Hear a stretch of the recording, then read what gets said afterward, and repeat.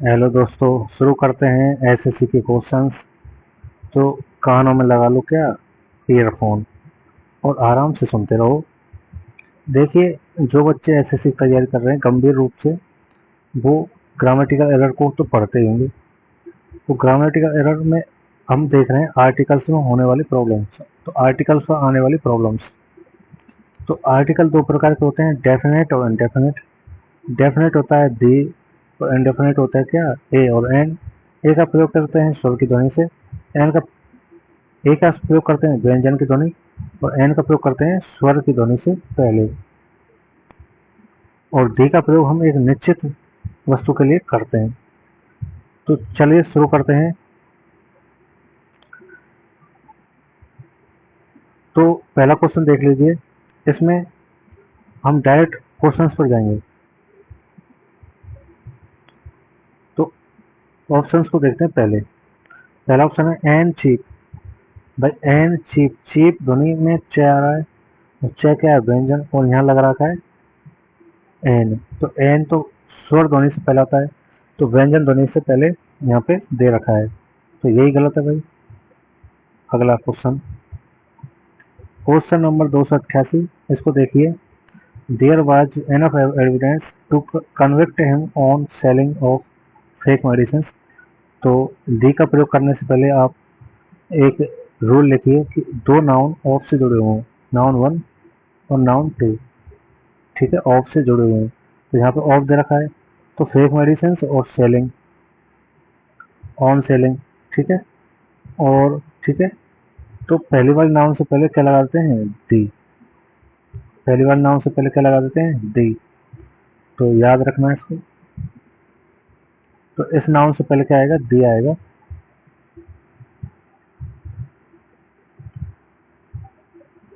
ठीक है, इस नाउन से पहले क्या आ जाएगा, डी। तो ऑन, एक रूल हम और जानते हैं कि प्रपोजिशन के बाद में, एक रूल तो आपने और पढ़ा होगा कि प्रपोजिशन के बाद में किसका प्रयोग होता है, वी फर्स्ट में आईएनजी का। तो ये एज ए नाउन भी व्यवहार करती है। ठीक है, वी फर्स्ट प्लस आईएनजी। ठीक है, तो इससे पहले क्या आएगा, डी। तो सेलिंग से पहले आ जाएगा डी। ठीक है, आगे बात समझ में नहीं आई। तो सेलिंग एक नाउन है, और यहाँ क्योंकि ओ प्रपोजिशन के बाद वी फर्स्ट प्लस आईएनजी का जब हम प्रयोग करते हैं तो वो एज ए नाउन की तरह व्यवहार करती है। क्वेश्चन नंबर 289, क्वेश्चन नंबर 289 देखिए। ऑल्दो, हालांकि this is a नैरोस्ट street, Sakri जा रही है, many large truck can enter it.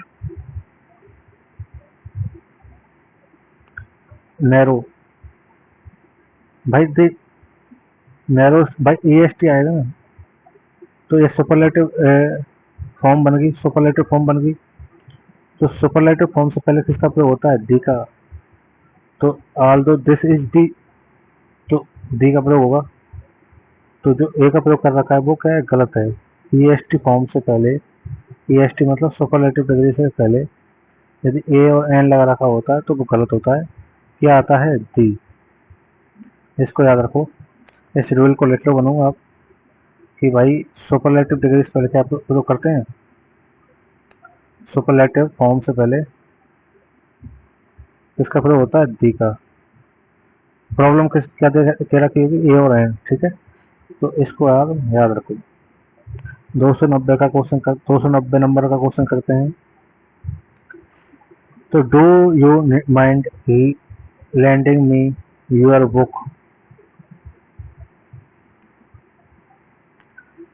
Book for an hour. भाई एक घंटे के लिए, तो फोर का प्रयोग सही है इसमें। डू यू माइंड, डू के बाद भी फर्स्ट फॉर्म आ जाती है, सही है भाई। लैंडिंग मी, यू का यूर बुक, सही है भाई। तो इसमें गलती कहाँ है, गलती देखते हैं। भाई गलती आ रहा है ए आवर, ए आवर नहीं आएगा, क्या आएगा, एन आवर। ठीक है, लेकिन फोर का प्रयोग तो सही है क्योंकि एक घंटे के लिए, और फोर अनिश्चित समय के लिए प्रयोग किया जाता है। या फिर पीरियड ऑफ टाइम के लिए हम फॉर का प्रयोग करते हैं, और पॉइंट ऑफ टाइम के लिए सिंस का प्रयोग करते हैं। और ये प्रकार है सिंस और फॉर यदि आए तो कौन सा टेंस बनता है, परफेक्ट कंटिन्यूअस वाला, जिसमें has have been plus V first plus ING का प्रयोग होता है। ठीक है, अगला क्वेश्चन देखते हैं 291 वाला।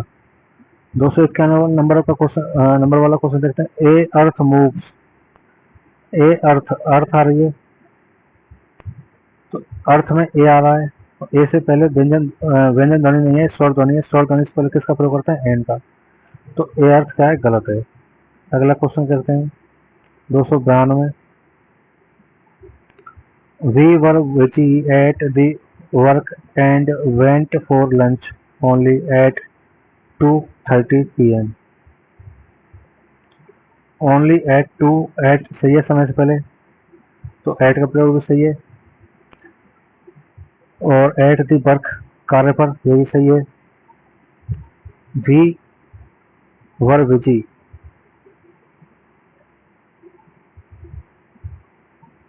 भाई देखो एट दी वर्क देख रहा है ना, एट वर्क से पहले प्राय डेफिनेट आर्टिकल का प्रयोग नहीं होता है, क्योंकि वाक्य में वर्क का प्रयोग इंडेफिनेट के सेंस में हुआ है। तो आप याद रखो एट वर्क डायरेक्ट कार्य पर, तो एट वर्क ही याद रखो डायरेक्ट। एट ए वर्क मत रखो, at work, not at A work. तो सही है एट वर्क। ठीक है, तो दी का प्रयोग वर्क से पहले, वर्क से पहले दी का प्रयोग क्या है, गलत।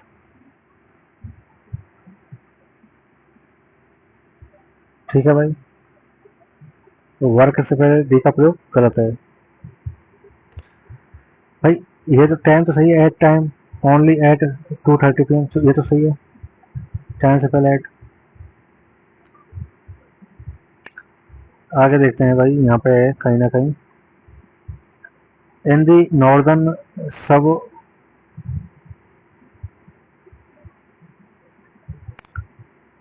Of Bangalore, suburb of the Bengaluru, home to the bulk of the information technology industry, the water crisis is even worse। आप जानते हैं कि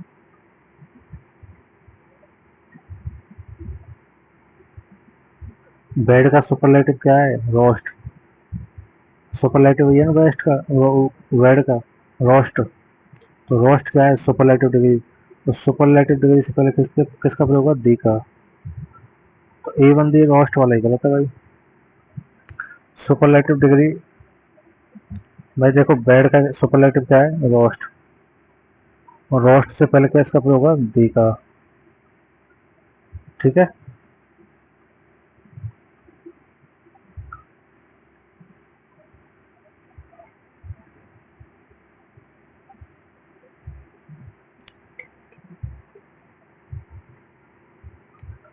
अगला क्वेश्चन। माई मदर स्पीक्स, तो माई मदर कैसी है, सिंगुलर, और सिंगुलर वर्ब सिंगुलर वर्ब, सही है speaks. And so a long voice,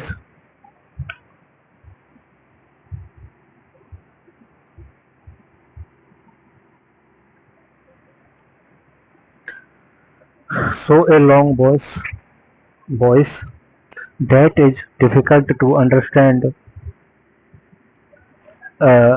what is she is saying.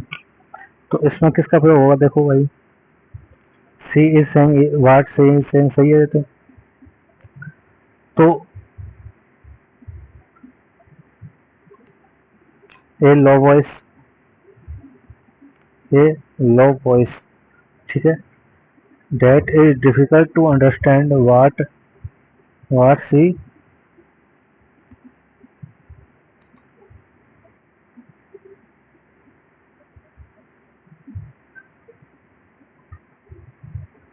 देखिए यहाँ पे दे रखा है and so a low voice. And so तो कोई वो नहीं होता है, एन सच ए लो वॉइस का प्रयोग होगा, क्योंकि सच का प्रयोग नाउन या नाउन फ्रेज पर ज्यादा जोर, एम्फेसिस एम्फेसिस एम्फेसिस मतलब ज्यादा जोर जोर करने के लिए किया जाता है। तो भाई किसका प्रयोग होगा? सच का। सच का प्रयोग एक तरह से नाउन या नाउन फ्रेज पर एम्फेसिस या जोर देने के लिए किया जाता है। ठीक है, अगला क्वेश्चन देखते हैं। The day before yesterday, day before yesterday he left for Europe by the air। by the air का प्रयोग गलत है, by air, by the air गलत है भाई। क्या होगा? by the air गलत, by air सही। ठीक है, तो इसको याद रखो। जैसे by air, by railways, by railway सही है भाई, वाई रोड्स सही है, वाई वाटर सही है। तो इनके बीच में डी नहीं आता है, ध्यान रखना है। तो डी गलत है इसमें। अगला क्वेश्चन देखते हैं 298 वाला।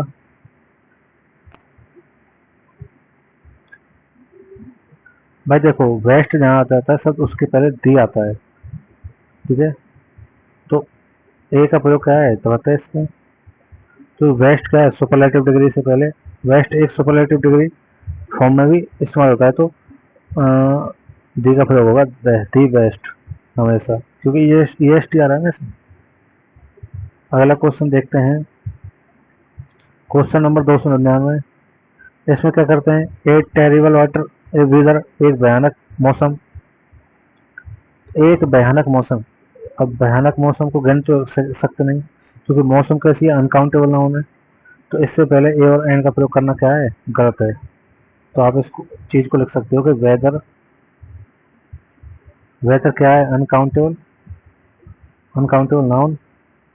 तो इनसे पहले अनकाउंटेबल नाउन से पहले ए और एन का प्रयोग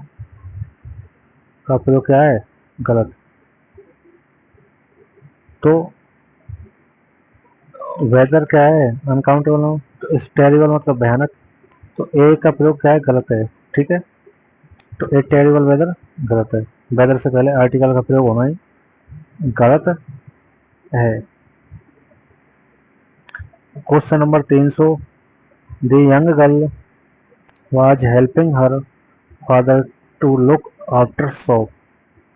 तो इसका जो प्रयोग होगा ना, यंग गर्ल मतलब छोटी लड़की, वाज हेल्पिंग सहायता कर सकती थी और सहायता कर रही थी हर फादर अपने पिता का, टू लुक आफ्टर शॉप। ठीक है, देखभाल, शॉप की देखभाल में। तो क्या आएगा भाई? देखो